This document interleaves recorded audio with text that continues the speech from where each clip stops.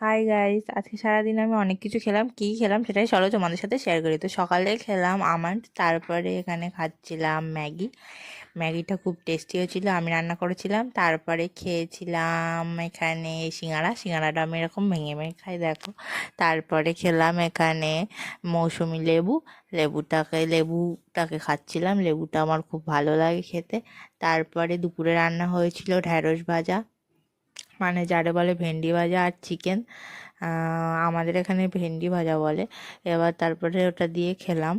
তারপরে চিকেন রান্না হয়েছিল, চিকেনটা দিয়ে আলুটাকে মেখে, খুব টেস্টি করে মেখে, তারপরে এই মেটেটা দিয়ে, মেটে আমার সব থেকে বেশি ভালো লাগে, মাংসর থেকে মেটে বেশি ভালো লাগে। তারপরে খেলাম। তারপরে আমি এক জায়গায় গেছিলাম, সেখানে গিয়ে এই কর্নেটোটা খাচ্ছিলাম। তারপরে রাত্রেবেলা ক্ষীর কদম এনেছিল, খাচ্ছিলাম। বা